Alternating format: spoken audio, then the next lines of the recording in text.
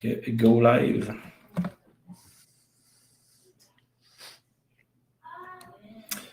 Hey, bonjour tout le monde. Bienvenue au Bye Bye de la sécurité informatique de la province de Québec pour 2020. Cette année, une initiative de la communauté, donc tout le monde qui est avec nous ici a décidé de créer cette présentation-là. Donc, pour se présenter, on est plusieurs. Moi-même, Patrick du Hackfest, et je vais laisser chacun s'introduire. Donc, on a aussi Karine. Bonjour, je m'appelle Karine. Je travaille en TI dans la fonction publique. Puis bientôt, je vais commencer en sécurité encore dans la fonction publique. Enchantée. C'est ma première présentation. Oh, cool. On a aussi Coraline. Coralie, ouais, donc ça, moi, c'est Coralie. Je travaille comme conseillère en sécurité, plus avec un profil gouvernance et gestion de risque. Excellent. Eric Hogg. Oui, bonjour, je suis Eric Hogg. Moi, je suis développeur web depuis une vingtaine d'années. Excellent. On a aussi Sam Harper. Oui, bonjour, Sam Harper, donc développeur web depuis peu après un changement de carrière plutôt récent. Vincent Drolet. Oui, alors bonjour à tous. Moi, je suis analyste en sécurité de l'information et j'enseigne aussi au niveau collégial. Et on a Steve Waterhouse. Bonsoir tout le monde, joyeuse fête, spécialiste en cybersécurité, conférencier et oui, chargé de cours à l'Université de Sherbrooke au microprogramme en maîtrise en sécurité de l'information, volet prévention. Excellent. Et on a aussi finalement Marc-Antoine Roux. Oui, bonjour. Donc, je suis administrateur réseau chez Germain Hôtel en Montérégie. Excellent. Merci tout le monde. Vincent, je te laisse reprendre le contrôle sur les slides. Vincent, ce soir, animera le bye-bye. Et après avoir fait le tour de toutes les brèches, tout ce qu'on veut parler aujourd'hui, il va y avoir une section opinion. Donc, on se reparle un petit peu plus tard. Vincent? Oui, j'ai pris le contrôle. J'ai changé la slide. Vous devriez voir concept. Yes, tout est bon. Oui, c'est bon. Fait que, Patrick, je te laisse la parole parce que c'est toi qui présente cette slide-là. Yes. Donc, en gros, comme je disais, 2 blocs, mais la première, c'est vraiment une revue sur la chronologie des cyberattaques qu'on a eues au Québec, que ce soit des incidents, des fuites autant internes qu'externes, qui a touché les organismes autant publics que privés, de l'année 2020, évidemment. Donc, sous forme de téléjournal, Vincent nous a vendu l'idée qu'on a tous acceptée. On va revisiter ces événements-là en s'appuyant sur les faits qui ont été médiatisés. Donc, techniquement, la première partie sera plus côté faits. La deuxième va être moins structurée et un contexte plus de discussion et prédiction pour l'année prochaine. Super. Alors, bonjour à tous et à toutes. Bienvenue dans cette revue des incidents de sécurité informatique qui ont eu lieu au Québec pendant 2020. Nous débutons tout de suite ce téléjournal avec un premier reportage de Karine. Karine, à toi la parole. Bonjour. Au mois de février 2020, premièrement, la SQ a informé le ministère de l'Éducation puis de l'Enseignement supérieur le 17 février comme quoi les données de 51 400 enseignants avaient été compromises. Ça inclut le nom, prénom, date de naissance et numéro d'assurance sociale. 2 jours plus tard, le 19 février, donc le ministère annonce publiquement que les données de 360 000 enseignants pourraient avoir été dérobées. Ça, c'est parce que c'était dans une banque de données de la classification. La raison qu'ils ont donnée pour le 2 jours d'intervalle, c'est que besoin opérationnel, le temps de fixer une entente avec Equifax et puis aussi de mettre en place la ligne téléphonique qu'ils ont mis justement le lendemain, le 20 février, un samedi. Puis ils ont dit qu'ils contacteraient les personnes. Ça impactait les professeurs actifs et non actifs, donc retraités aussi, et puis des personnes qui auraient pu aussi participer à un processus de sélection. Et puis de tous les niveaux, donc primaire, secondaire, collégial. Fait que c'est seulement au mois de juillet, donc à peu près 5 mois plus tard, qu'ils ont envoyé les lettres à tous les enseignants touchés. Puis toute cette histoire-là avait commencé au printemps 2018, pendant une vague de fraude qui touchait des enseignants, plus de 400 qui ont été victimes de fraude. Puis donc, ils il y a une enquête qui a débuté, puis près d'un an plus tard, à peu près, ils ont arrêté 2 individus le 1er mars 2019 en lien avec cette affaire, 2 Montréalais. Puis c'est là, pendant les perquisitions, puis qu'ils ont trouvé la clé USB, puis ils ont pu remonter au système, savoir qu'est-ce qui avait été compromis. Puis en aucun cas, la fiabilité et puis sécurité des systèmes avait été remis en cause. C'était plutôt à cause d'une utilisation frauduleuse d'un nom d'utilisateur et mot de passe. Donc, c'était Karine de Hackfest News.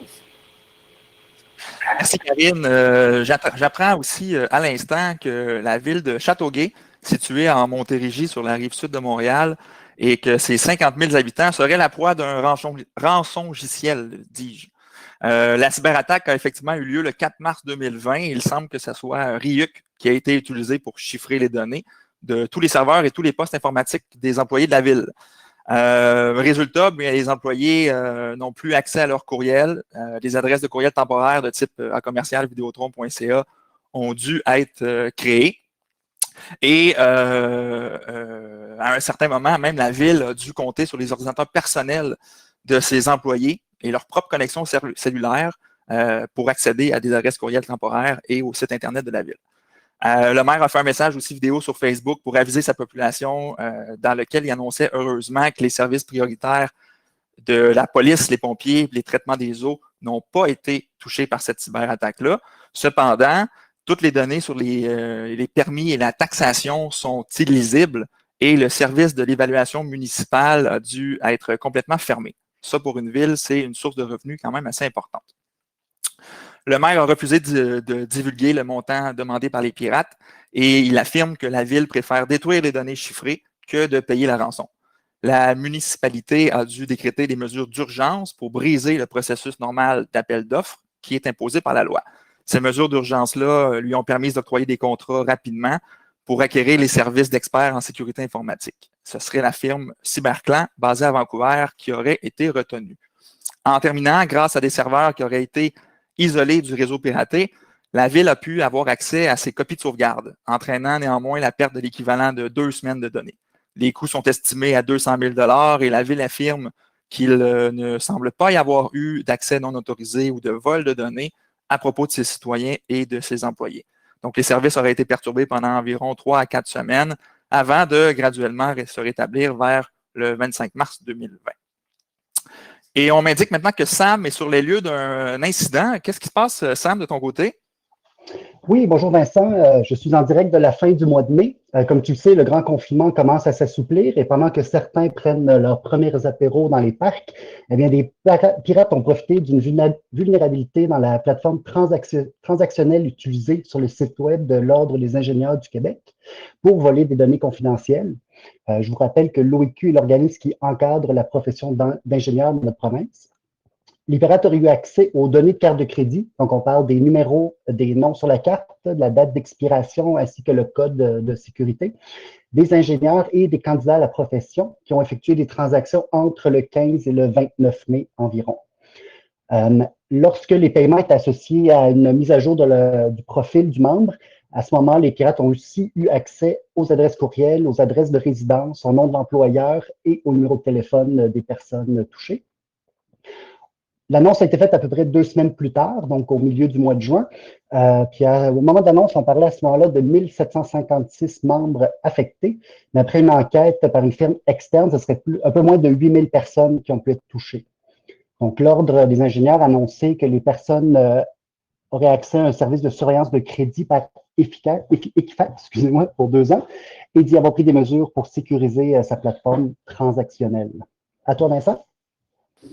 Super. Et on se transporte maintenant du côté d'Éric, qui semble avoir un problème avec l'alcool. Éric, est-ce que ça va? Oui, merci Vincent. Le 30 juin dernier, la Société des alcools du Québec a annoncé qu'elle a été victime d'une intrusion et que des documents avec de l'information sensible ont été consultés. L'intrusion aurait eu lieu le 15 mai. Il ne donne pas d'informations sur le type d'attaque ni de comment les malfaiteurs ont eu accès, mais ils disent que l'attaque venait de l'extérieur de l'organisation et a été rapidement détectée et bloquée par leur système, et que la brèche a été colmatée dans les heures qui ont suivi. Ils ont ensuite engagé une firme d'experts en cybersécurité pour analyser l'attaque et déterminer les impacts. D'après l'analyse, 17 documents auraient été consultés. leur porte-parole dit que le risque est faible et que vu que les données ont été consultées rapidement et que l'attaque a été immédiatement bloquée, mais les malfaiteurs ont sûrement eu le temps de faire des copies locales et ensuite ont eu tout le temps nécessaire pour consulter les données après l'attaque. Ces documents ne contiennent pas de données des membres du programme Inspire, mais des données fiscales et disciplinaires sur leurs employés. Entre autres, il y avait des relevés 1 qui servent à remplir les déclarations de revenus et à faire nos impôts. Il y a 1700 employés qui auraient été touchés et les données telles que leur nom, leur numéro de sens social, leur adresse, date de naissance et même le montant de leur paye ont été exfiltrés. La SAQ va fournir 1 an de surveillance de crédit et une assurance contre le vol d'identité avec Equifax à leurs employés. Et ils ont aussi porté plainte à la GRC qui enquête sur l'attaque. De retour à toi, Vincent. Parfait. Et pour poursuivre, bien qu'on soit en plein mois de juillet, les pirates ne semblent pas prendre de vacances. Sam, peux-tu nous en dire plus? Oui, bien sûr. Donc, pendant que les voyageurs se préparent à déferler sur les côtes de la Gaspésie, la compagnie HelpOX a été victime d'une attaque de type rançongiciel. Donc, HelpOX est une compagnie de la région de Mascouche qui offre, entre autres, des services d'hébergement, de réseau TIC et de soutien informatique à des PME. Donc, les malfaiteurs ont utilisé un logiciel de la famille Sonidokibi, qui est un logiciel un rançongiciel qui s'attaque aux plateformes Windows, et ont possiblement utilisé une faille dans le logiciel ConnectWise, utilisé par la compagnie pour justement offrir du monitoring et du soutien à distance. Par la suite, c'est des clients qui ont été affectés. La nouvelle est sortie plusieurs mois plus tard, mais on a su que la compagnie Rinox Inc., qui est une entreprise de Terrebonne spécialisée dans les produits de béton, avait subi des pertes d'environ 250 000 $. Leur production a dû être arrêtée car les machines qui géraient l'automatisation étaient paralysées, ce qui a entraîné un assèchement du béton qui a dû être comme cassé à la main. Ils ont reçu une demande de rançon de 1,4 million. Mais de ce que j'ai compris de l'article, après quelques jours, HelpOX leur aurait fourni une clé de décryptage. Malheureusement, les données étaient corrompues et n'ont pu être récupérées, donc la compagnie Rinox Inc. a perdu pour quelques mois de données. Selon le Journal de Montréal, il y a 2 autres clients, soit le club de golf Le Mirage et le producteur de pommes de terre Maison Russet Inc. ont également été affectés par cette attaque. Donc à toi, Vincent. Merci. Et on rejoint maintenant de nouveau notre correspondante Karine. Qu'est-ce qui se passe du côté de la justice? Des petits démêlés avec la justice. Non, ils ont été victimes d'hameçonnage qu'on appelle phishing, donc suivi d'un vol de données. Le 11 et 12 août, on apprend que 14 boîtes de courriel de la Direction générale des registres et de la certification ont été compromises. Ça, c'est suite à ce qu'un employé ait cliqué dans un lien dans un courriel frauduleux. Puis, ça a donné accès dans ces 14 boîtes de courriel-là à tous les contacts. Et puis, les malfaiteurs en ont profité pour envoyer des courriels frauduleux en se faisant passer par le ministère de la Justice. Puis, ces courriels-là étaient infectés aussi de chevaux de Troie de type Emotek dans des fichiers doc. Puis, aussi, en même temps, les données de 300 employés aussi ont pu être dérobées à cause de cet hameçonnage-là. Donc, ils ont dit avoir réussi à limiter l'attaque. Au début, ils disaient qu'il y avait contenu, mais ils ont fermé aussi temporairement plusieurs sites à titre préventif. Sauf que, le 31 août suivant, ils ont décidé de mettre un communiqué de mise en garde à la population contre la campagne d'hameçonnage qui avait lieu qui se faisait passer pour le ministère de la Justice. Puis, à partir du 12 octobre, ils ont envoyé les lettres aux personnes concernées. Puis, le syndicat des professionnels du gouvernement du Québec ont mis un peu de critique quant au délai avant de les avertir. C'était tout. Je vous repasse la parole, M. Vincent. Merci, Karine, pour toutes ces informations très pertinentes. Maintenant, allons voir du côté de la santé. Sam, comment va le moral? Oui. Le moral des enfants du Québec se porte à merveille car ils s'apprêtent à reprendre avec joie le chemin de l'école. Mais ce n'est pas le cas pour la compagnie Médicis, qui d'ailleurs a changé de nom, qui fait maintenant partie des cliniques TELUS Santé. Donc, elle était victime d'une attaque de type rançongiciel. Médicis est une compagnie de santé privée et ses clients sont principalement des entreprises, mais les individus peuvent aussi faire appel à ses services. Elle reçoit également des contrats du gouvernement pour des expertises, par exemple en cas de litige d'arrêt de travail. La Sûreté du Québec utilisait d'ailleurs Médicis pour ses examens de pré-embauche et la GRC pour des services médicaux et psychologiques. L'attaque aurait été détectée le 31 août. Les données auraient été exfiltrées là, entre le 26 et le 30 probablement, et le brèche a été annoncé par la compagnie un mois plus tard. On parle des données de 5 de ses clients, soit à peu près 60 000 patients canadiens. On ne peut pas savoir de quelle proportion de ces patients sont du Québec. La compagnie n'a pas fait le détail à ce niveau-là. Ce qui a été volé, par contre, c'est les coordonnées, l'âge, les numéros de la carte de RAMQ, donc la Régie d'assurance maladie du Québec, des infos sur les assurances privées des individus, les résultats de tests médicaux, des rapports de consultation ainsi que des prescriptions. La compagnie a payé une rançon, mais le montant n'a pas été divulgué. Elle a offert un abonnement de 5 ans à Norton-LifeLock. Et selon la compagnie, il y a un risque faible que le malfaiteur utilise ces informations, mais ça reste à voir. À toi, Vincent. Super, merci Sam. On sent l'émotion dans votre reportage.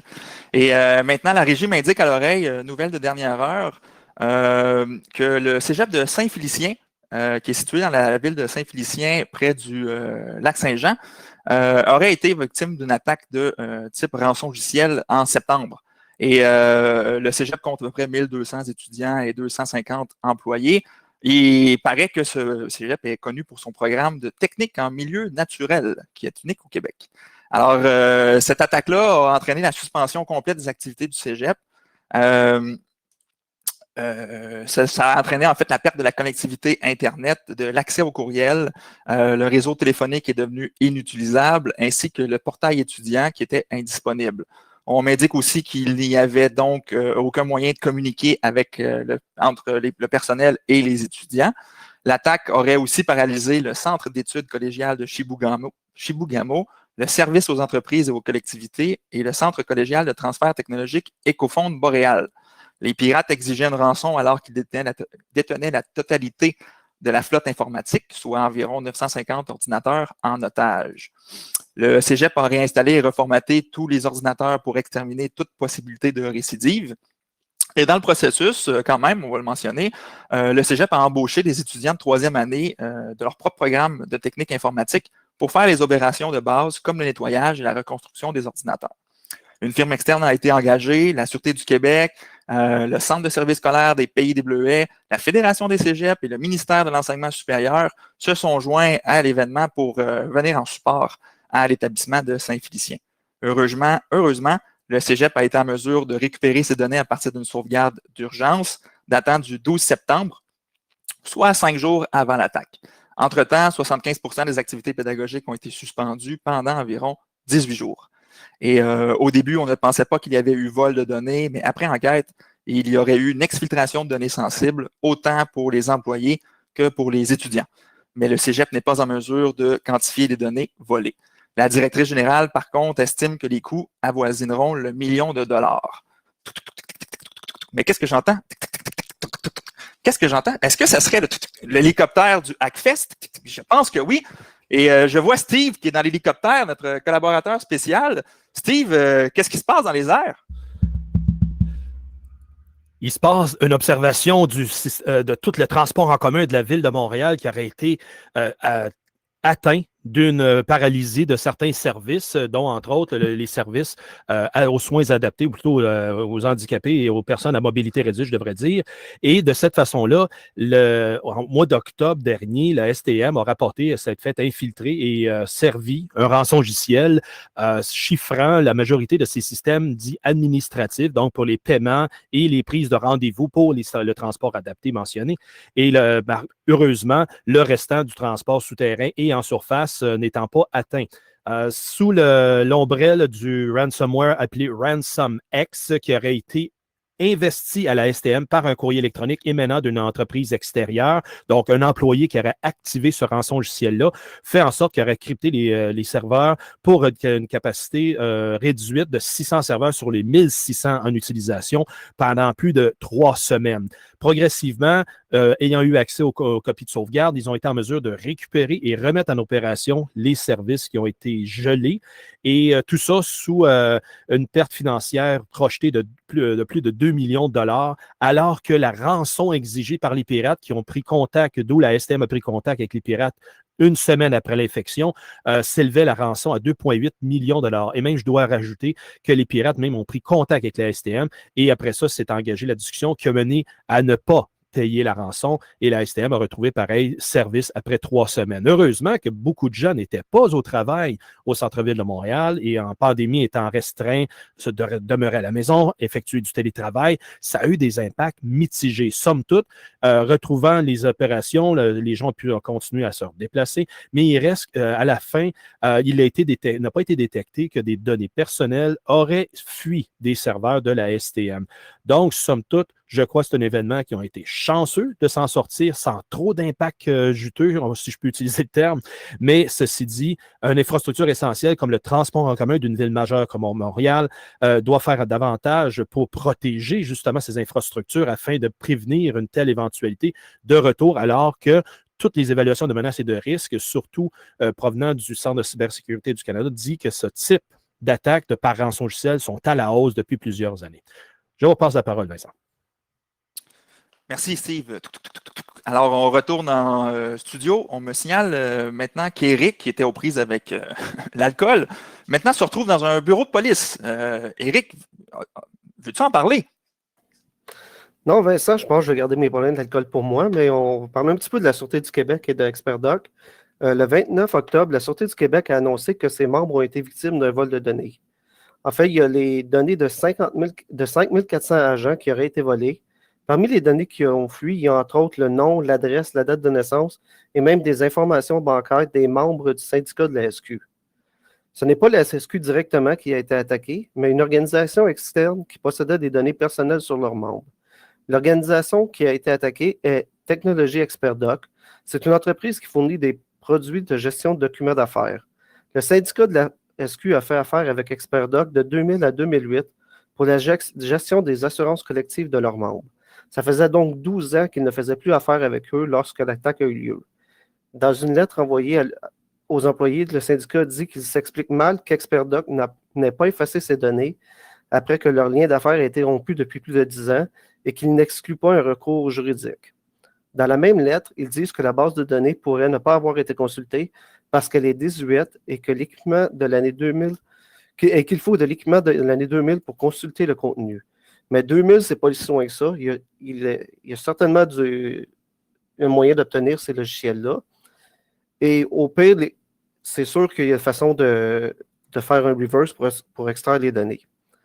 Surtout que la nature des données exfiltrées est assez sensible. C'est quelque chose que le crime organisé serait sûrement intéressé d'obtenir. De leur côté, ExpertDoc ne donne pas beaucoup d'informations sur la fuite, mais ils ont été victimes d'un rançongiciel le 1er septembre et ils ont payé une rançon en échange de la destruction des données. Mais par contre, ils ne divulguent pas le montant de la rançon.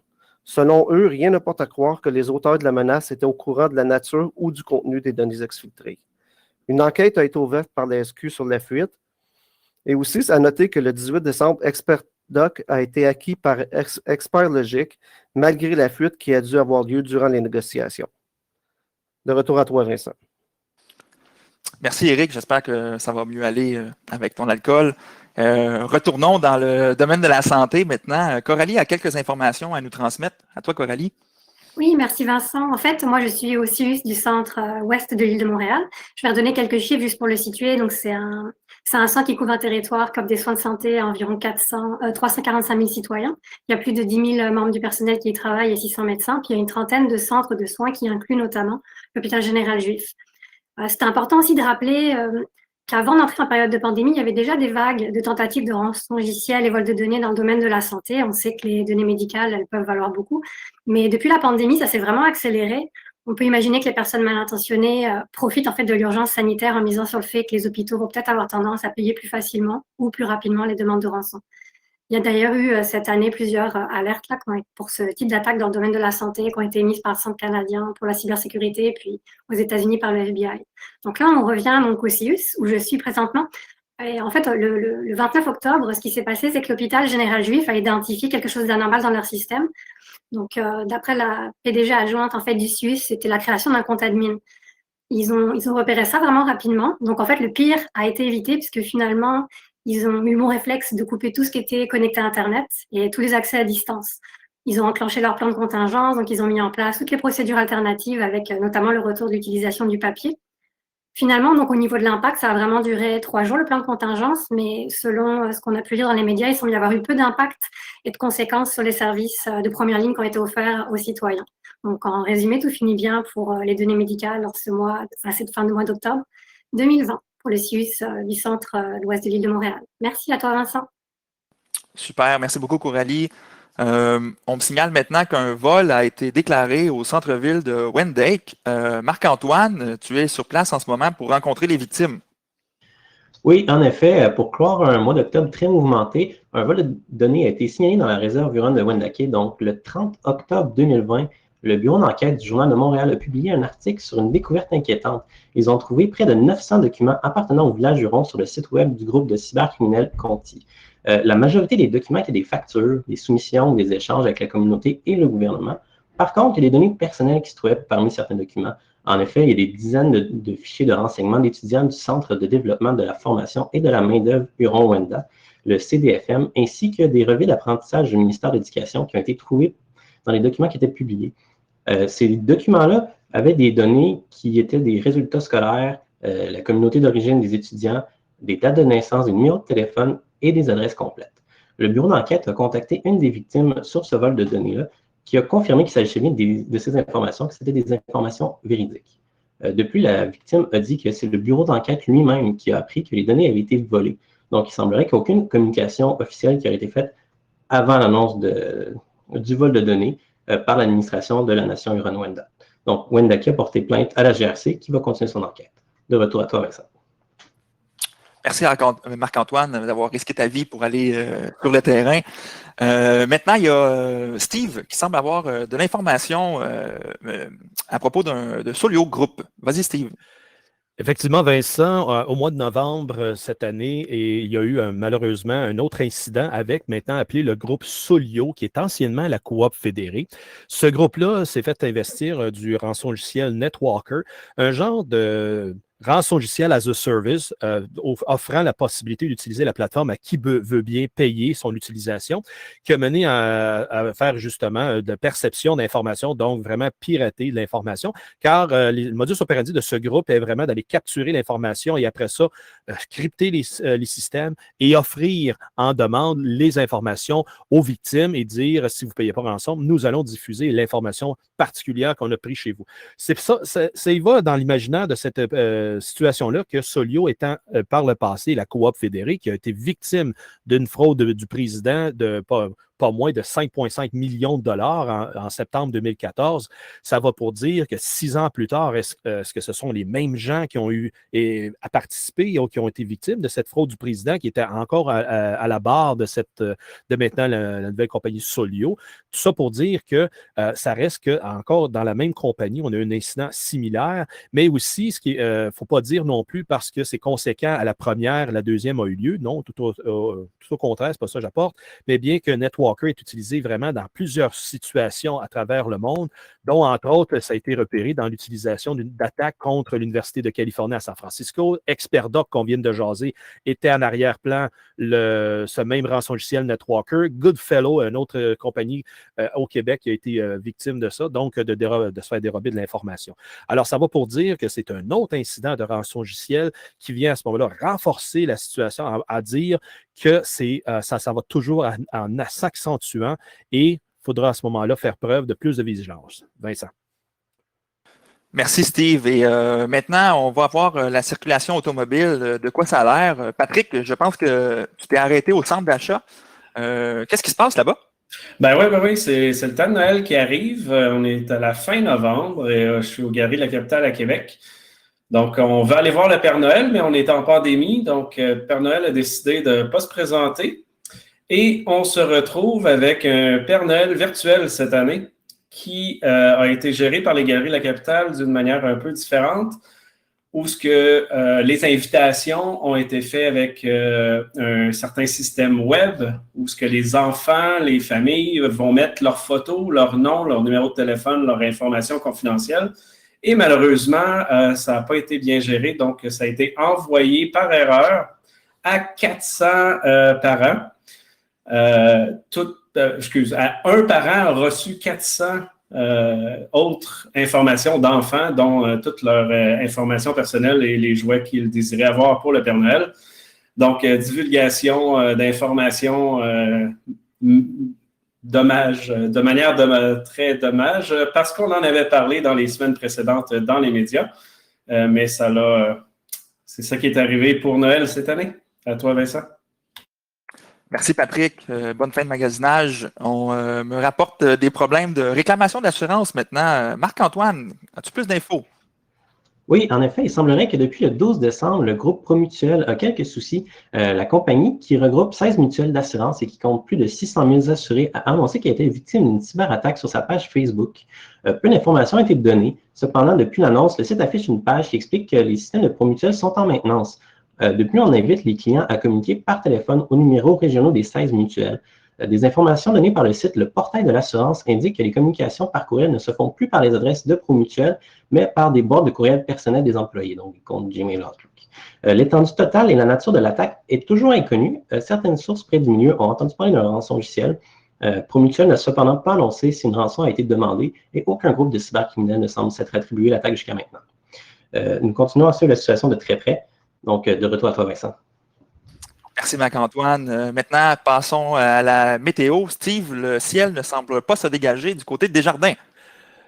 Au contraire, il s'est assombri en cette fin d'année 2020 par le dévoilement de 3 rapports, pas 1, 2, mais bien 3 rapports de l'AMF, de la Commission d'accès à l'information et du commissaire à la vie privée du Canada quant aux événements que Desjardins a subis depuis juin 2019.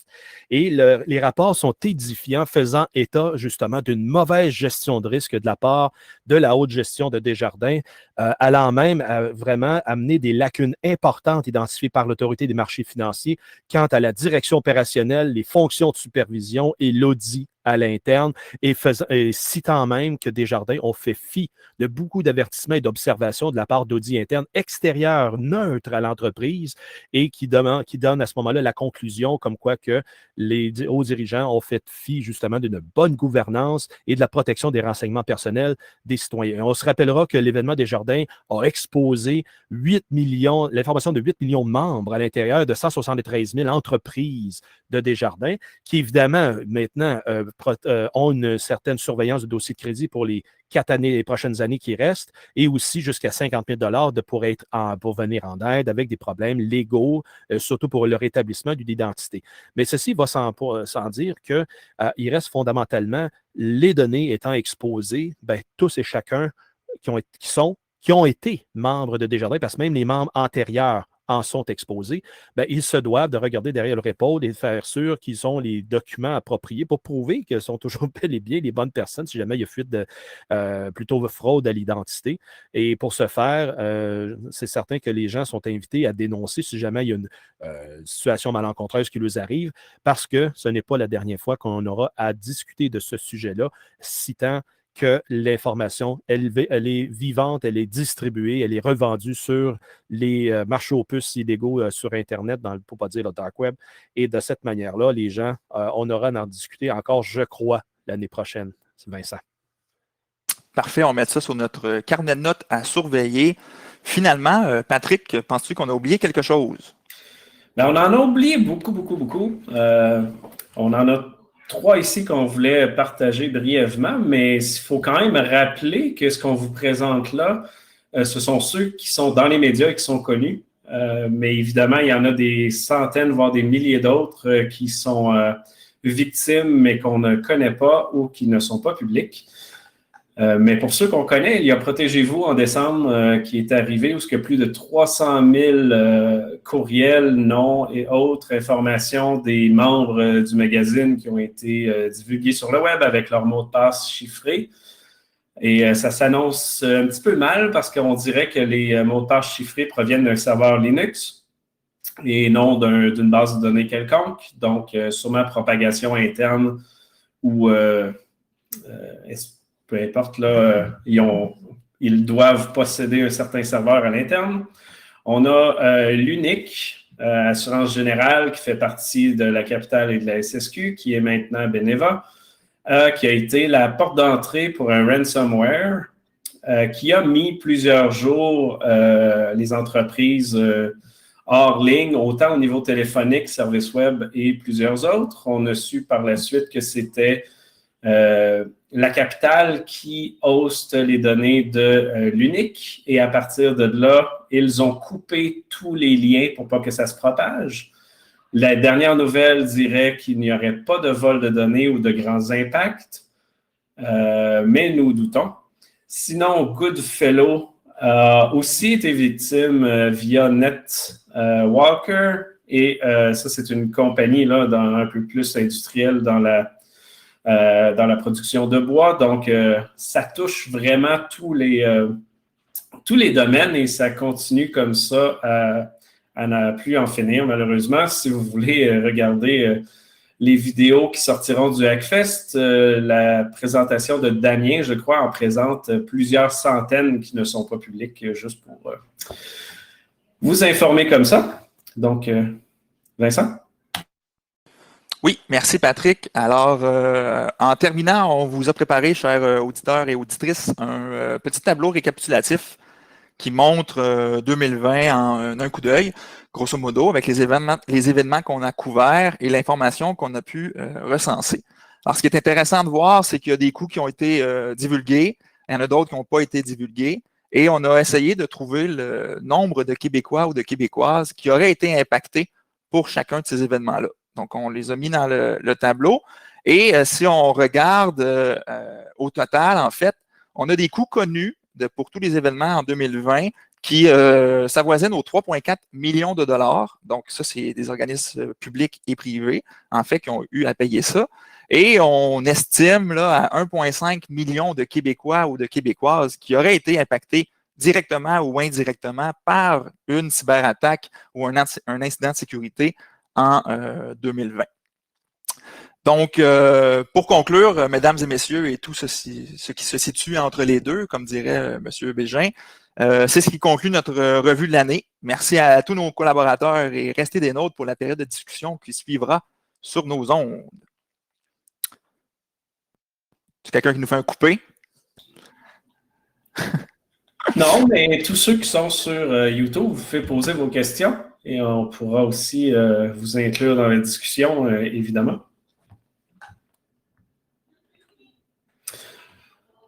Pat, je te laisse la parole pour cette portion-là. Est-ce que tu voulais qu'on coupe la vidéo, l'enregistrement officiel? Ça ne me dérange pas, groupe.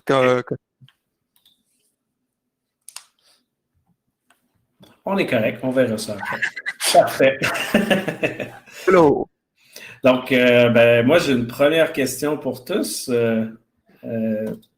En termes de brèches comme ça, puis qu'il y en a autant, pourquoi vous pensez qu'on est dans cet état-là aujourd'hui? Pourquoi en 2020, c'est le bordel comme ça? C'est quoi votre vision? Moi, je dirais en partant, c'est un manque d'investissement. La plupart des compagnies vont préférer se mettre des œillères puis attendre qu'il y ait un problème avant d'investir, puis là, il est trop tard. Définitivement. Quelqu'un d'autre?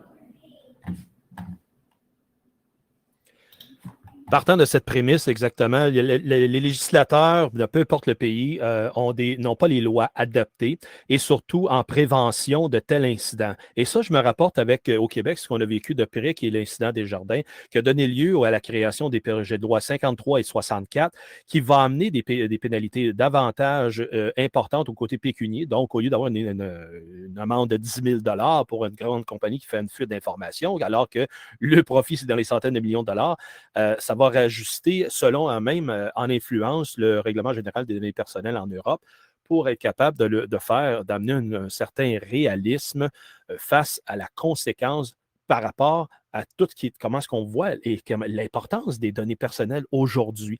Ceci dit, au fédéral, on a vu aussi apparaître le projet de loi C11 au mois de novembre et même décembre, ça en a été discuté davantage, pour apporter encore au fédéral un autre accroissement, justement, des politiques et des conséquences, surtout sur la cybersécurité et la protection des données personnelles. Dans ce projet de loi C11-là, va venir aussi un rehaussement des pouvoirs accordés au commissaire à la vie privée du Canada. Ce qui fait en sorte que maintenant, la Commission d'accès à l'information du Québec, sous le projet de loi 64 et le projet de loi C11 pour le commissaire à la vie privée du Canada, ces deux protecteurs de la vie privée devraient avoir les outils nécessaires pour être capables de mieux accomplir leur travail, alors qu'on a vu à travers l'année, je veux dire, on a eu le résultat de l'étude, de l'enquête plutôt, sur les reconnaissances faciales implantées dans 12 centres d'achat à travers le pays de Cadillac Fairview, qui a eu une tape ses doigts juste parce qu'il y a encore une fois, et puis le citoyen, si par hasard le citoyen ne l'aurait pas découvert, ça se promènerait encore. Donc, c'est comme ça que je crois que ça devrait s'améliorer dans les années à venir. Mais quand même, comme citoyen, il faut lever la main et dire « c'est-tu fait? » Parce qu'on veut on veut protéger nos données pour demain. Vincent? Moi, j'ajouterais aussi, c'est vrai, et pour renchérir là-dessus, qu'est-ce qui fait qu'en 2020, tout ça est comme revenu là, dans les médias, puis ça a comme moussé. Il ne faut pas oublier le contexte général mondial. Je pense qu'avec le coronavirus, le télétravail, la hausse des télécommunications, puis tout ça, ça a fait que les gens se retrouvaient sur les réseaux à utiliser leur information. Les compagnies, est-ce qu'ils étaient prêtes, est-ce qu'ils n'étaient pas prêtes? Les pirates qui ont du temps à passer, ils le passent peut-être un petit peu plus à pirater. Donc, c'est peut-être un facteur là, qui fait que ça a un petit peu explosé cette année. Mm-hmm. Steve? Et pour emphaser, Vincent, exactement, il y en a qui ont perdu leur emploi et dans beaucoup de pays, je le répétais souvent, il n'y a pas eu ce généreux programme de PCU, alors que nous, au Canada, nous autres, on en a profité dans le sens qu'on n'a pas eu trop de problèmes. Les gens ont été protégés comme ça, fiscalement parlant. Mais dans d'autres pays, ils ont été créatifs pour être capables de justement subvenir à leurs besoins primaires et surtout pour eux autres aussi, profitent d'un Noël intéressant. Donc, c'est pour être en mesure de aussi l'élément décentralisé du télétravail qui a été imposé, à ce moment-là, la sécurité n'était pas la même à la maison que quand on se retrouve à l'arrière d'un réseau corporatif qui protège justement ses travailleurs.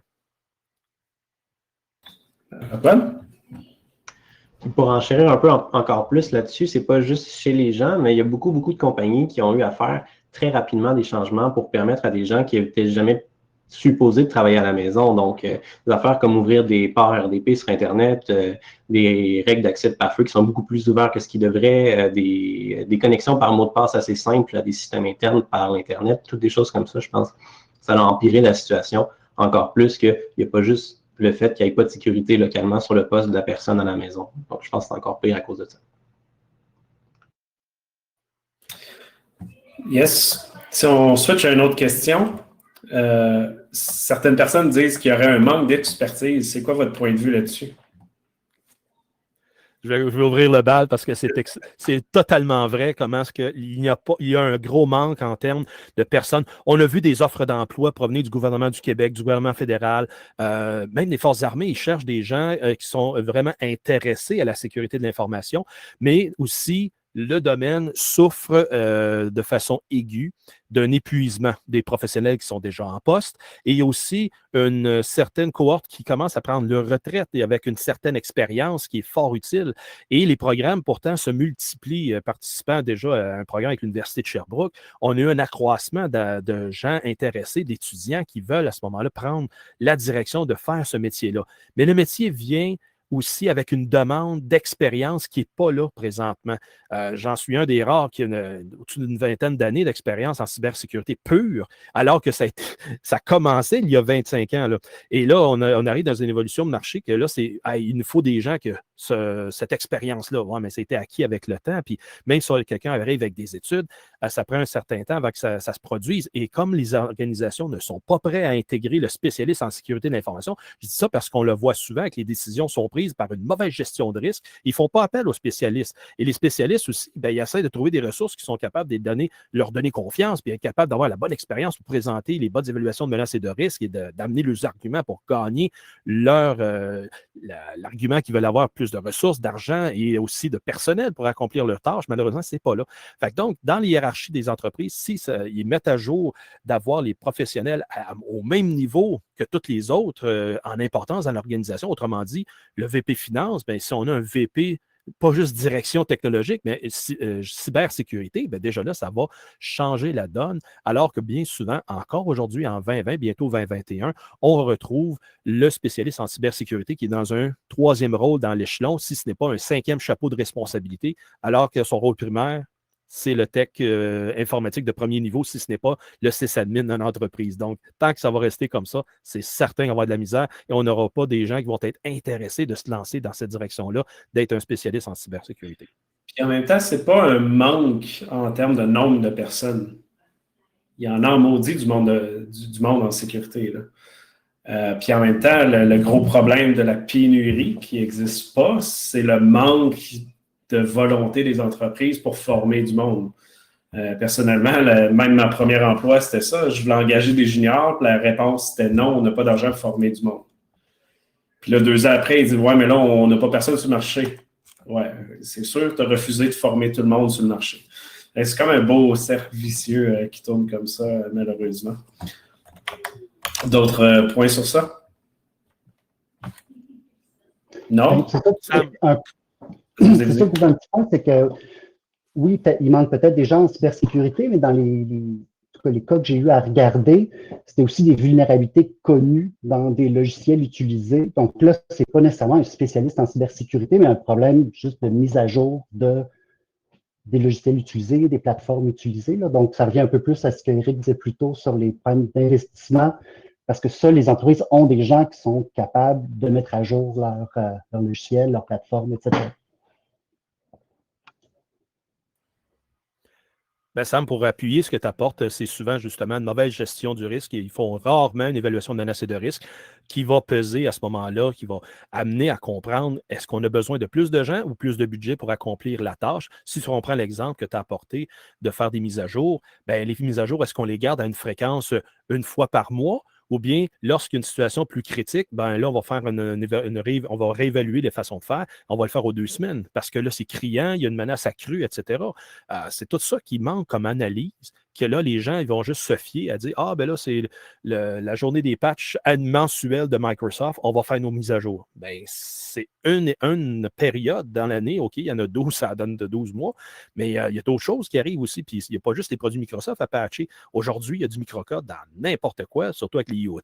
Donc, c'est là la stratégie doit être revue, puis pour apporter justement un certain confort et une sécurité là, pour l'utilisation de ces machines-là. Et si on passe à un prochain sujet, est-ce que nous avons tiré des leçons de ces événements-là, au Québec surtout, si on parle au Canada? Moi, je pense que oui. La première leçon, ce serait peut-être de dire que tout le monde est à risque, que ça peut arriver à n'importe quelle organisation, petite, moyenne, grande, mondiale, internationale, puis que ça nous impacte. On l'a vu dans le tableau récapitulatif, c'est quand même 1,5 million de Québécois et Québécoises qui ont été touchés par ça. Fait qu'une première leçon, c'est peut-être de dire que ça arrive. C'est plus dans l'imaginaire, c'est plus quelque chose qui est fictif ou qui arrive chez le voisin. C'est ici et maintenant. Mais aussi pour chaque type d'attaque, etc., on voit c'est quoi la leçon à apprendre. On voit qu'il y a beaucoup de phishing qui est la porte d'entrée de l'attaque. Donc, ça renforce le fait qu'il faut vraiment faire des campagnes de sensibilisation dans les compagnies, faire des campagnes internes de phishing. Puis, par exemple, l'exemple de Expert Doc, c'est de s'assurer d'avoir des bonnes clauses dans les contrats, enfin, des contrôles préventifs, puis après, c'est de les suivre au moment où tu termines un contrat avec ton fournisseur. Donc, c'est des exemples qui renforcent c'est quoi les priorités aussi dans les compagnies, les choses à corriger ou à ajuster, ou encore une fois, les budgets peuvent être reliés à ça aussi, là. Bon point. Puis est-ce qu'il y a quand même des bons coups qui ont été faits que vous pensez dans tout ça au Québec? Steve, je pense qu'on a quand même, nous deux, participé à certains de ces bons coups-là. Et en tout premier lieu, la mise en place de la première politique de cybersécurité. Oui, Patrick, ça, c'est, je crois, la première direction que Québec a pris en 2020 pour améliorer justement la direction, la stratégie de cybersécurité à implanter au gouvernement du Québec. Et par la suite, suite aux événements de Desjardins, il y a eu la création du projet de loi 64 et 53 qui va améliorer justement dans l'avenir qu'est-ce qu'on va retrouver en termes d'encadrement et surtout de conséquences pour la protection de la vie privée et la fuite d'informations, donc la prévention de la fuite d'informations. Je pourrais même rajouter aussi l'élément d'analyse qui est arrivé particulièrement pour la COVID-19 de l'application COVID Alert. Est-ce que le Québec en avait besoin? Identifié par 20 des 22, appuyé par 20 des 22 experts qui ont passé en commission, est arrivé à la conclusion, non, on n'a pas besoin de ça pour l'instant, et que le gouvernement, un mois après, s'est ravisé et a mis en distribution le Québec avec COVID Alert du Canada. Ça va pour dire que j'ai vu, Patrick, et les autres, je crois que vous êtes d'accord avec moi, une ouverture de la classe politique à venir sonder justement la communauté et après ça, en faire une décision commune. Ça, pour moi, ça a été quand même très révélateur quant à cette possibilité. C'est une première, je crois, en plus, là, que moi aussi, le gouvernement demande une info en plus sur la sécurité là, des applications. C'est encore plus pointu, mais oui. Hey, voulez-vous utiliser une application? Oui, non, votez, dites vos commentaires. Là. C'est quand même démocratiquement parlant, j'ai rarement vu ça. Et c'est ça que moi, je trouve dans l'avenir que je crois qu'il y aura davantage de consultations de cette manière-là. Et ça va amener le consensus populaire. Et puis personne ne va pouvoir contredire à ce moment-là les dirigeants de hey, vous avez pris une décision non éclairée. Hey, on a fait venir tout le monde qu'on croyait qui valait la peine d'être entendu. Et ça, là, ça ouvre des portes pour tout le monde ici et toute la communauté qui écoute. Parce qu'à ce moment-là, lorsque votre expertise sera sollicitée, levez la main, vous aurez l'occasion de vous prononcer.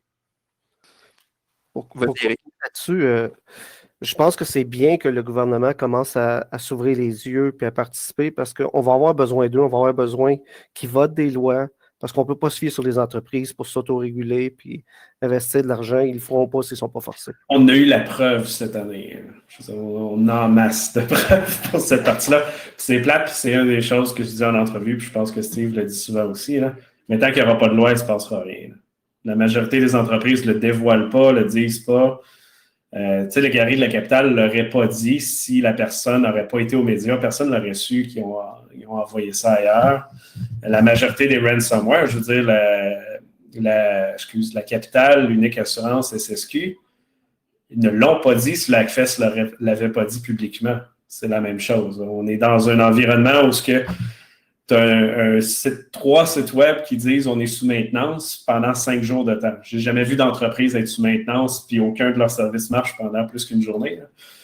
Ça n'arrive pas. Là. On n'est pas en 1992 sur les vieux sites web là, en construction.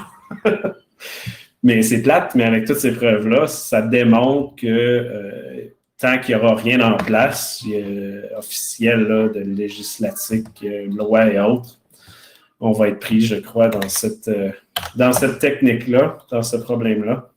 Patrick, pour élargir un peu sur deux autres leçons, là, dans le fond,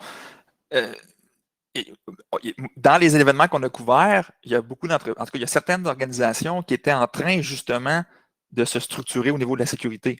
Soit par obligation ou par bonne volonté, on va dire, là, mais ils ont été piratés pendant qui faisaient la revue de leur sécurité. Le Steve, il hoche la tête en disant « il faisait-tu vraiment? » Mais le message, dans le fond, pour les organisations, c'est pas parce qu'on est en train de structurer la sécurité qu'on est en train d'être sécure. Je vais ajouter par-dessus ton point, c'est pas parce que vous faites de la conformité qu'il y a quelque chose de sécuritaire. C'est ça le problème de beaucoup d'organisations. Faire un check, de dire « oui, j'ai un SOC 2, un ISO quelque chose », ça ne veut rien dire. Là. Puis ça, c'était un des plus gros problèmes du gouvernement. Puis là, ils sont en train de changer l'orientation. Mais 90%, voire plus de l'investissement au gouvernement en sécurité, c'était de la rédaction de papier. Voici une architecture sécuritaire. Cool, mais tu as 0 personne qui travaille en sécurité opérationnelle pour la mettre en place. Puis il n'y a personne qui va lire 900 pages de documentation pour se faire dire pas grand-chose. Parce que c'est tellement des règles haut niveau que honnêtement, ça finit par être chaque organisme doit adapter les mesures de sécurité à sa réalité. C'est ça. Pas besoin de 900 pages, je te dire ça. Là. Non, tout à fait. Prochaine question. est-ce qu'on devrait payer la rançon, Karine, si tu veux embarquer dans... Moi, je crois pas parce que ça encourage les criminels à continuer. Puis, il n'y a rien qui garantit qu'ils feront vraiment rien avec ce qu'ils détiennent non plus. On sait qu'il y en a qui l'ont fait. Ils ont toujours resté très discrets sur le montant puis tout ça, là, pour pas encourager justement. Là. Ça, c'est mon opinion. En tout cas, il faudrait mieux essayer de prévenir et puis de se dire que ça peut arriver, mais il faut savoir quoi faire quand ça arrive. Là. J'avoue qu'il y en a plusieurs qui ont payé puis qui ne l'ont pas trop dit le montant, qui n'ont pas voulu s'en vanter fort dans les médias. Là. Puis il y en a plusieurs dans la liste qu'on a mis. Ouais. J'ai la même opinion. Hein. Négocier avec des terroristes, c'est pas une bonne idée. Mais tout ça est tributaire aussi de ceux et celles qui ont une bonne politique, qui ont un bon plan alternatif, qui l'ont essayé. Et comme ça, ils ne sont pas obligés de payer. Je prends l'exemple de la STM. Ben, il y avait déjà des plans de contingence en place. Et ça, oui, ça a pris 3 semaines à récupérer, on s'entend. Mais il reste toujours bien que les données intégrales ont été remises en place. Ça n'évite pas non plus d'autres situations qui peuvent arriver par le passé, qu'on a vu un hôpital au complet, puis je prends souvent cet exemple-là, l'hôpital presbytérien en Californie, qu'eux autres, après 10 jours d'opération mitaine, ils ont dit, ben là, on va les négocier, on ne peut pas récupérer nos affaires, tout était gelé, backup est compris. Il n'y avait pas de backup fiable, en tout cas, mais qui ont été capables de s'en sortir avec un montant inférieur, et ça a fonctionné de négocier aussi, comme la MRC du Mekinac qui ont négocié, eux autres aussi, une rançon à la baisse, puis ils ont pu avoir accès à le données géomatique de 350 000 qui était évalué. Donc, ça peut marcher, mais ça devrait être dernier le recours qui doit être considéré parce que, comme dit Karine, c'est jamais gage de garantie qu'ils soit doubleront pas la rançon ou bien qu'ils vont faire en sorte qu'ils vont exposer pareil les données qui ont été subtilisées parce que ça, c'est la mode présentement de capturer des données, après ça, les redistribuer pour demander même une deuxième rançon pour éviter que ça soit repropagé, puis ça vient souvent à la fin qu'ils le propagent pareil. Mais c'est le problème de l'informatique, c'est le fait que c'est virtuel, c'est une copie, tu sais, c'est pas un objet que tu voles et que tu peux redonner par après. C'est là que c'est dommage que les entreprises ne prennent pas de mesures de sécurité d'avance et se ramassent dans une option où tu ne peux pas rien faire et tu es obligé de payer au cas où tu reçoives tes données. Là. Excuse, Eric. Non, ben, je parlais d'experts doc plutôt qui disaient eux-mêmes que la rançon était basse puis ils ont réussi à négocier pour payer moins cher, mais finalement, les données de la SQ doivent valoir beaucoup plus cher que la rançon qu'ils ont payée. Oui, puis c'est aussi le fait de, comme Steve dit, une double rançon, puis pas juste une double, ils peuvent t'écrire à tous les mois. Là. Hey, tu m'as donné 1 million, j'en voudrais un autre. Là. Ouais. Parce qu'il y a encore d'autres informations à donner. Puis là, ils vont même, j'ai vu, me semble aussi, que la majorité d'entre vous avez vu aussi, des échantillons qui apparaissent. Et c'est des échantillons de vraies informations qu'ils possèdent ou qu'ils ont trouvées en quelque part du moins et qui peuvent être corroborées. Mais ça veut-tu dire qu'ils vont juste protéger un 30% ou bien juste quelques pages? Puis après, comme il dit Patrick, après coup, ça finira pas. Là. Fait que la prévention là-dedans, c'est certain qui est clé. Oui, exact.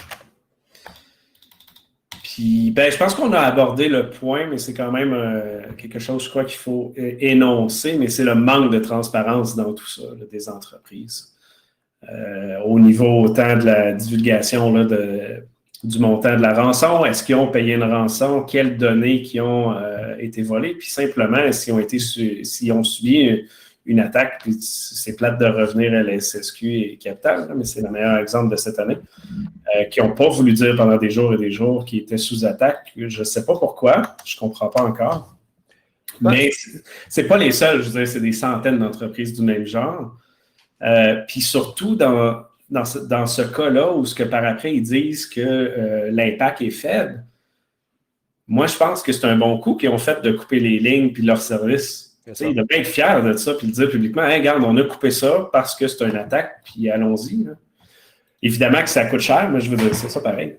Ben, on l'a vu à la STM, ils ont été quand même assez avenants, même dans les conférences de presse, ils en ont fait souvent. Donc, le plan de communication a bien été suivi. Ils ont été quand même, moi je dis, assez ouverts, pour ne pas dire complètement transparents. C'est normal, il y a des informations stratégiques qu'ils ne pouvaient pas dévoiler pour des raisons d'enquête, pour des raisons stratégiques côté corporatif.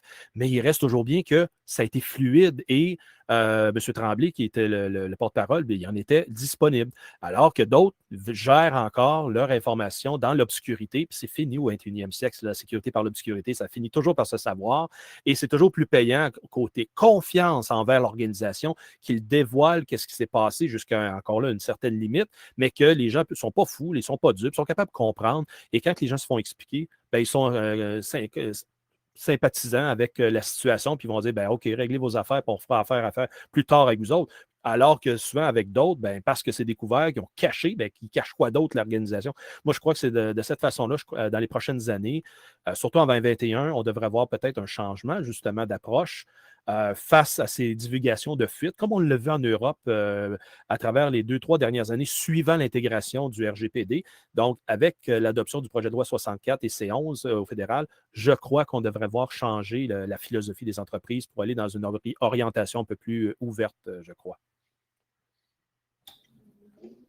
C'est ça. Puis peut-être aussi l'autre chose que j'ai noté, c'était l'espèce de banalisation de certaines fuites.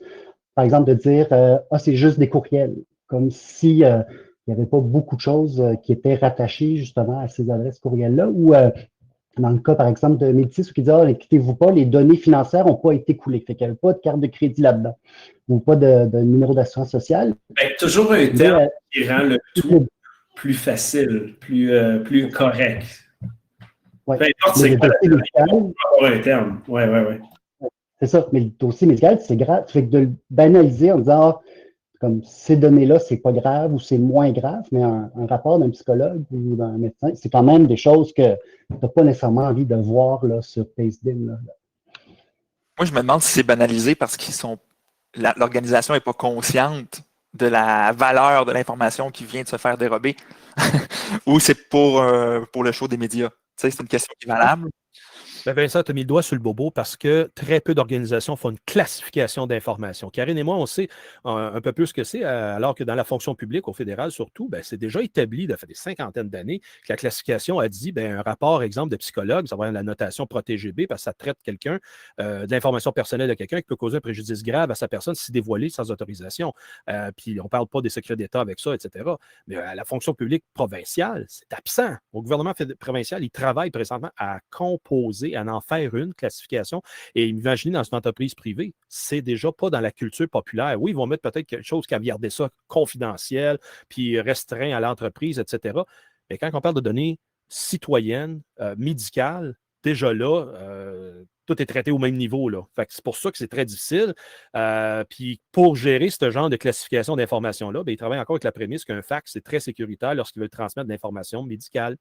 Fait que c'est pour ça qu'on a encore des fax dans notre organisation de la santé, parce que c'est encore ils vivent de cette légende urbaine que c'est plus sécuritaire qu'un courrier électronique, alors que c'est quand même assez facile d'intercepter.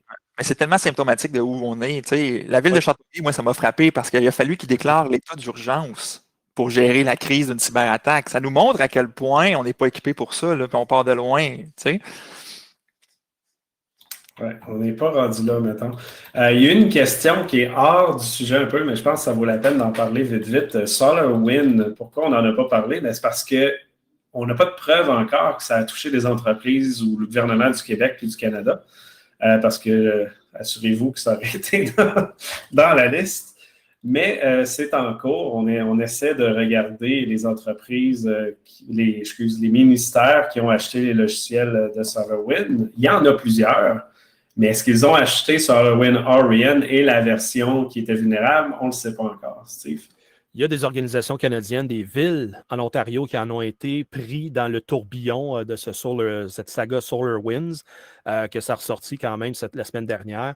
Donc, ça va sans dire aussi. Puis il y a un rapport qui est attendu aussi du North American Electric Reliability Council, le NERC, dont fait partie toutes les compagnies d'électrification en Amérique du Nord, parce qu'il y a beaucoup de ces compagnies-là, surtout aux États-Unis, qui utilisaient le logiciel SolarWinds, qui, à ce moment-là, fort probablement, auraient peut-être été victimes à l'intérieur de ça d'accès non autorisé. Si c'est le cas, ben, il y a aussi d'autres organisations possibles d'infrastructures essentielles qui seraient dans cette même tournure-là. Fait que l'attribution à ceux et celles qui ont entendu parler que c'est les méchants Russes encore, puis ça, c'est encore une fois Mike Pompeo, influencé par le Washington Post, qui ont apporté sur la place publique comme quoi que ce serait les Russes derrière ça. Il y a toute pointe par les outils, les façons de faire, que ça serait eux autres. Mais moi, je vous lance le défi de trouver, ça se peut-tu que ça serait les Shadow Brokers qui ont déjà dérobé le NSA de ses armes offensives? Ça se peut-tu que ce soit un groupe vietnamien? Ça se peut-tu que ce soit un groupe vénézuélien, qu'eux autres aussi ont des doléances envers les États-Unis, ou iranien, ou nord-coréen, etc. Donc, tout est sur la table. Ils étudient la situation, mais peut-être qu'on ne le saura jamais parce que, justement, ils ont pris leur temps. C'est de faire 4 ans qu'ils étaient dans les réseaux et ça a été aperçu la première fois au mois de mars 2020. Donc, ce n'est pas un jeu d'amateur qui a été appliqué ici, ce n'est pas un script kiddie qui a activé quelque chose, c'était vraiment une opération finement synchronisée et on verra peut-être jamais à qui ça pourrait être attribué, ça va satisfaire peut-être des ambitions politiques de dire c'est des Russes, oui, ça à date c'est qu'est-ce que je détecte, mais par contre, la technique utilisée me laisse croire que ce n'est pas nécessairement des Russes derrière. Oui, très plausible. Puis on a eu beaucoup de cas que c'était des mini-groupes organisés, même qui n'étaient pas state, là, mais qui étaient plus pour le plaisir de faire ça. Une autre question un peu plus technique. Excuse, Vincent, tu fais du Je rappeler que c'est très rentable, hein, le milieu du piratage, quand même. C'est pour ça qu'il y a des gens qui le font, là. La quantité d'argent qui se passe là, comme tu dis, il y en a qui se mettent ensemble, un petit groupe qui se disent tiens, on va faire du piratage, puis ramasser des bitcoins, puis gagner notre vie avec ça. Ce que nous, on ne recommande pas au Hackfest, évidemment. Mais non, mais il y en a qui prennent ça pour une retraite, c'est sûr, mais ça se peut que ce soit une retraite en prison aussi. Ou simplement pas de vie. Mais ouais. Question plus technique qui a été posée il y a un petit moment. Comment on fait pour savoir s'il n'y a pas des portes d'entrée qui ont été laissées par des internes ou des complices externes, etc.? C'est une question un peu dure à gérer ce soir, mais tout ça pour dire que c'est extrêmement difficile de savoir, de détecter même la gestion d'un interne qui devient malicieux. Parce que c'est tout un concept de gestion de comportement, du behavior analysis, pour savoir est-ce que toi, pendant une période générale, qu'est-ce que tu fais sur le réseau, sur nos applications, etc. Puis là, tu aurais une variation qui est très différente. Mais il n'y a aucune entreprise de pareil, donc c'est un des sujets là, qu'on n'est pas rendu encore. Si on prend l'exemple de Desjardins et qu'est-ce qui a été énoncé par rapport à cette situation-là, le sujet d'intérêt a eu accès à toute l'information qu'il avait besoin pour son travail et même plus. Il n'y avait aucune journalisation à l'intérieur de cette compagnie-là et la stratégie globale, elle était connue, c'est-à-dire de la haute direction et que oui, on va gérer notre risque à l'interne. Et ça démontre aussi un manque de supervision envers les employés parce que superviser un employé qui a accès à des données, c'est pas juste de dire que son nom d'usager et mot de passe sont corrects puis il satisfait la règle des mots de passe, etc. Ça va plus loin que ça. Donc, des programmes de prévention de perte de données, des data loss prevention, c'est des systèmes qui existent, ça fait longtemps. Du behavioral analysis, comme Patrick dit, ça existe aussi, ça fait longtemps. C'est un investissement supplémentaire, mais fondamentalement, est-ce que l'employé, son patron, sait ce qu'il fait? Y a-t-il des tâches précises à accomplir? Y a-t-il des objectifs précis à rencontrer? Tout ça fait partie justement de ressources humaines, de gestion du personnel. C'est même pas technique encore. Fait que c'est là que c'est le problème. En même temps, ce que tu dis, c'est que c'est toutes des choses qui prennent du temps à mettre en place. Ben oui. Il n'y a rien de plug and play, puis malheureusement, la majorité des vendeurs en sécurité, ils vendent du plug and play. Et oui, puis là, les gens à ce moment-là se disent ah, mais là, c'est pareil. Rappelons-nous, il y a quelques années, as-tu un firewall? Oui, check. OK, t'es PCI compliant. Il n'est même pas plugué. T'es PCI compliant parce que tu as dit que tu as un firewall, tu as la facture et tout. Puis j'en ai vu des installations qui n'avaient même pas le firewall de plugué. Le commerçant, il a dit je n'ai pas le temps de faire ça, mais j'ai dit que je l'avais. Tout était correct. Fait qu'autrement dit, il y a aussi une absence de vérification de conformité. On a parlé tantôt de la conformité, mais là, à l'audit à l'intérieur, on peut-tu faire un test, voir si ça passe, etc. Tu l'as-tu vraiment plugué? Montre-moi les, tu sais. La question que je demande tout le temps, qui ici a déjà testé leur antivirus dans leur entreprise? Exactement. C'est rare que tout le monde lève la main, mais ça devrait être le truc numéro 1. Avez-vous testé qu'il marche contre des attaques réelles? Non, parce que le vendeur a dit que ça marchait. Souvent, le test, c'est quand on est sous attaque et qu'il y a un vrai virus qui se propage dans l'entreprise. Tu sais. Oui, mais lesquels qui a manqué que tu ne sais pas, c'est ça qui est plate. Tu sais. Puis, c'est vers là que ça s'en va. Tu sais, les tests d'intrusion, c'est bien le fun, là, mais le Purple Team, là, le Red versus Blue, tout s'en va vers là, je crois. Là. Mais tu sais, bref, pour répondre à la question vraiment simplement de base, là, engager des experts, aller chercher des gens qui connaissent ça, puis bien s'entourer. Il y avait la fille d'Hydro-Québec, la femme, la présidente là, de Hydro-Québec qui passait à la TV l'autre fois, puis qui disait qu'elle s'entoure de gens plus forts qu'elle. C'est une bonne vision de PDG, ça, là. Il faut l'adopter, cette vision-là. Là, c'est exactement une partie de la définition du leadership. Parce que, justement, si tu te dis, ben moi, parce que je suis en haut, c'est juste moi qui dois savoir tout ce qui va se passer, puis il n'y aura pas personne qui va me dire quoi faire. Ça, c'est une philosophie des années 50. Désolé, on est passé cette étape-là. Faut que tu comprennes le high level, là, fine, mais exact. Il faut que tu sois entouré de personnes qui connaissent ça. Yes, dernière question pour cette année et pour le bye-bye, puis j'espère que ça reviendra l'année prochaine parce que je trouve ça très cool. Quelles sont vos prédictions pour 2021? Et on commence avec Eric. C'est un peu plate, mais je pense que ça va continuer comme ça. C'est là. C'est bon, on va avoir de la job. Peut-être un peu pessimiste, mais je pense pas que les choses vont s'améliorer tout de suite. Ça va prendre un bout avant qu'on commence à voir la lumière au bout du tunnel. Sam? Bon, pas beaucoup plus optimiste. Je sais qu'on risque de voir... mais peut-être, en tout cas, disons optimiste, peut-être que on va voir, vu que ça va... On va entendre plus parler des rançongiciels. J'espère que ça va faire que les gens vont en parler plus. Tu sais, quand tu es le premier à dire, moi, je suis au Québec, j'ai été attaqué par ça, mais quand ça commence à se parler, peut-être que, en tout cas, il y aura un petit peu plus de transparence. Oui, tout à fait. Karine? Ben, c'est ça, un changement de mentalité au niveau de la transparence, justement, la gestion de l'image de l'entreprise, qui comprennent que c'est à leur avantage d'être transparent. Puis, ouais, c'est ça, parce que, tu sais, au bout du compte, c'est qui paye malheureusement, c'est les usagers qu'on paye. On se fait offrir 1 an, 5 ans au mieux d'Equifax, mais nos données, c'est à vie là, qui sont compromises, on garde nos données à vie, tu sais. Fait que, à un moment donné, on va avoir une mémoire de ça, puis c'est leur avantage de démonter patte blanche, puis au moins qu'on puisse prendre nous-mêmes les mesures nécessaires. Vincent? Oui, moi j'en ai 2 en fait. Moi, je pense que les compagnies d'assurance vont développer de plus en plus leurs produits de cyberassurance en cyberattaque, là, ces choses-là. Et ça va malheureusement créer un faux sentiment de sécurité pour les organisations.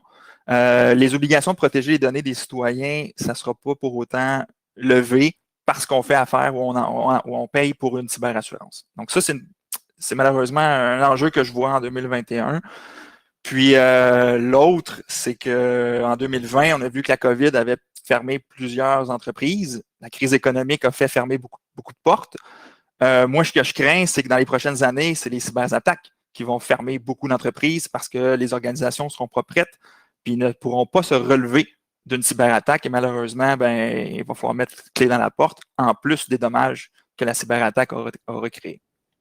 Bon point, puis ça arrive souvent en passant ça. Puis ce qu'il faut comprendre aussi des assurances, ce n'est pas une assurance cybersécurité, c'est une assurance risque résiduel. C'est supposé être juste que vous n'êtes pas capable, vous avez décidé de ne pas gérer en termes de risque, mais que tout le reste est supposé être géré.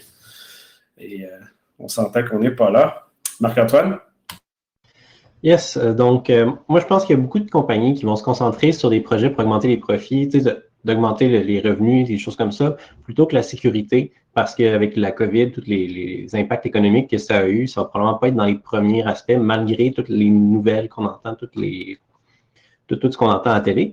Mais je pense aussi, là, par rapport aux assurances, je suis entièrement d'accord. J'ai l'impression peut-être que des fois, il y en a qui pensent comme un peu une assurance d'un bâtiment. Tu sais, quand le bâtiment pogne en feu, l'assurance va te permettre de reconstruire un autre ou de déménager ailleurs. Mais des données qui sont volées, tu ne peux pas remplacer ça. Tu ne peux pas faire changer le nom de tout le monde, les adresses, date de naissance, des choses comme ça. Fait que c'est dangereux, je pense, de voir ça un peu comme ça. Bon point. Coralie? Moi, j'ai peur un peu, comme avait dit Sam plus tôt, qu'il y ait une sorte de banalisation, en fait, des fuites de données. C'est-à-dire qu'il y en a tellement qu'au bout d'un moment, des grosses compagnies vont se dire « Oh », ou que même les consommateurs, en fait, ou ceux qui sont concernés par le vol de données ou les fuites, commencent à être habitués, en fait, parce que leurs données ont déjà fuité. Ça c'est un peu ma peur de ça, de l'avenir. Steve? 2021 s'annonce très, très, très difficile pour bien des domaines. Surtout, on va voir apparaître davantage de pourriels avec le libellé COVID-19, donc pour le vaccin, pour les solutions miracles. Donc, tout ça va revenir en avant-plan, alors que beaucoup, comme évidemment Interpol, on laissé entendre comme quoi que le crime organisé s'organise pour venir chercher de l'argent, alors qu'ils vont offrir vraiment de la fraude, comme on le voit dans tous les domaines. La double extorsion d'Acama aussi va faire un autre retour. Il va s'accentuer pour justement avoir davantage, faire chanter les compagnies. Et les États-nations vont davantage aussi faire des cyberattaques pour compromettre les infrastructures essentielles, un peu comme dans l'attaque à la chaîne d'approvisionnement qu'on a vu avec SolarWinds, et on va en avoir d'autres. Mais aussi, dans un côté personnel, je crois que ça sera une autre difficulté qu'on aura à voir, c'est-à-dire tout ce qui est des deepfakes pour générer des fausses informations. Juste pour hier est sorti Sa Majesté la Reine, son message annuel pour dire voici la bonne année, qu'est-ce qui s'est passé l'année passée, etc. Et il y en a une parodie du Channel 4 en Angleterre qui ont fait justement un deepfake de Sa Majesté, et c'est à s'y méprendre. Évidemment, on peut le voir à la fin, la façon qu'ils l'ont construit, etc. Mais imaginez juste un instant que d'autres dirigeants, comme il a été fait avec le président Obama, que là, à ce moment-là, ça devient des chefs d'État ou des chefs militaires qui, là, à ce moment-là, ils donnent l'information, puis ça a l'air crédible et vrai. Ça va créer la zizanie davantage. Et oui, nécessairement, la vie privée va être impactée, mais il ne faut surtout pas oublier que la technologie du 5G va vraiment prendre son essor, je crois, cette année et en 2022, avec surtout l'intégration des IoT industriels davantage, et après coup, les produits commerciaux aux consommateurs plutôt qui vont sortir et vont donner plus d'avantages à utiliser cette infrastructure-là. Faites-vous-en pas. Les télécommunicateurs sont en train de bâtir le réseau 5G. Il y a des antennes là, qui sont à très peu de place dans le pays, mais ça va commencer parce qu'il ne faut pas oublier une chose, l'infrastructure à l'arrière, tout ce qui amène la fibre optique vers les tours à cellulaire. Il y a bien des régions qui n'en ont même pas. C'est encore avec du fil de cuivre. Toutes des infrastructures qui doivent être rehaussées pour être en mesure d'offrir justement les attentes de multi-gigabits promises par la 5G. Donc, ça devrait être en cours de développement toujours en 2021. Merci. De mon côté, je pense que ton deepfake est définitivement quelque chose qui va grossir, mais surtout sur la voice. Ils sont capables d'émuler la voix des autres, puis ça va être là que ça va être intéressant de voir. Parce que tu n'es pas obligé de faire ça par vidéo. Là. Tu peux le faire via le téléphone avec ça à cette heure. Donc, et de plus en plus de reconnaissance vocale, comme tu apportes, Patrick, pour exemple, dans les entreprises, etc. Fait qu'imagine un phishing, tu fais appeler la personne avec un faux numéro, capture sa voix, puis après ça, à l'inverse, les pirates vont aller vers une entreprise que là, la reconnaissance vocale est présente. Wow! C'est vrai que ça va être menaçant. Puis la reconnaissance vocale est très simple à bypasser, puisque c'est quand la personne te pose une question au début d'un appel, généralement, puis après ça, c'est coupé. C'est intéressant. Karine, excuse. Steve, ça m'étonne que tu n'as pas parlé de l'identité digitale. L'identité numérique prend son envol certainement en 2021 parce qu'il y a encore une couple de petites affaires à fignoler. Mais oui, l'identité numérique nationale du Canada, tout comme au Québec, ils ont finalement terminé justement l'intégration avec, ça fait quand même 4 ans qu'ils travaillent sur le projet, avec les institutions financières, les gouvernements, et on devrait voir justement l'aboutissement de cette fameuse identité numérique, qu'elle soit physique ou virtuelle. Le débat roule encore là-dessus. Alors qu'ailleurs dans le monde, ils ont tous une carte avec une puce et donc prouvant l'identité numérique de la personne, plus difficile à forger, disons. Ça devrait justement voir le jour. Karine, tu as bien raison. Par contre, on ne sait pas encore la forme. Au Québec, ça prône beaucoup plus une forme virtuelle pour diminuer les coûts probablement, mais je suis d'avis qu'ils vont en avoir aussi des éléments physiques à distribuer parce que si on se fie juste à un téléphone cellulaire, il faudra qu'il y ait une procédure assez robuste pour être capable de facilement et rapidement changer l'attribution d'une identité numérique alors que le téléphone est brisé ou il est perdu ou n'est plus possible à utiliser. Donc, je crois que c'est ces éléments-là qui restent à fignoler et on devrait voir apparaître justement les premières utilisations, d'après moi, dans la deuxième moitié de 2021. Oui, exact. Puis sinon, mon dernier point est qu'il va y avoir définitivement, puisque c'est déjà commencé, mais beaucoup plus d'entreprises en cybersécurité qui vendent du snake oil parce que c'est un marché très, très, très lucratif. Donc, on le voit déjà, là, beaucoup d'entreprises qui n'ont aucune idée c'est quoi la sécurité, mais qui commencent à vendre des tests d'intrusion, des revues de sécurité et autres. Donc, faites attention avec qui vous faites affaire, parce qu'on l'a vu même dans la majorité des brèches qu'on a présentées ce soir. Si vous lisez les articles qui associés à à celle-ci, des entreprises qui font affaire avec ceux-là, souvent, ce n'est pas des entreprises qui ont des personnes en sécurité dedans. Donc, c'est une tangente qui apparaît et qui va grandir dans les prochaines années. Donc, des experts charlatans à venir, je crois bien. Vincent? Ben, peut-être un conseil pour se protéger de ça. Les experts avec qui vous faites affaire, regardez leur formation, leur parcours, les certifications professionnelles qu'ils ont. Ça peut peut-être déjà diminuer le risque de se faire avoir par ce type d'attrape-là, là, si on veut, là, de falsification d'expertise. Le charlatanisme. Ben, ça aide quand leurs résumés, leurs CV, sont réalistes, mais on l'a vu dans plusieurs cas au Québec où ce que les compagnies de consultation faussent leurs CV auprès du gouvernement. Donc, même si vous regardez ça, c'est plate un peu, là. Même récemment, j'en ai vu encore où ce que la personne a moins d'1 an d'expérience et sur son CV, c'est écrit qu'elle a 400 tests d'intrusion à son actif. Ça fait 12 ans que je fais des tests d'intrusion. Je ne pense pas que j'en ai 400. Donc, on voit, on voit le concept, là. Donc, ouais, beaucoup de pessimisme, quand même un peu positif, mais ça va être un long parcours avec beaucoup d'obstacles. Ben, côté positif, c'est que nous, dans le domaine de la sécurité, il va y avoir beaucoup de création d'emplois.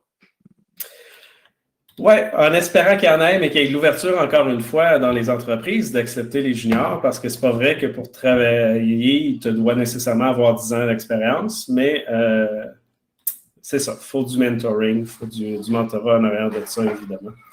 Donc, merci encore à tout le monde, merci de l'initiative, merci d'avoir été présent ici, et merci à tous sur le YouTube, et on se revoit en 2021.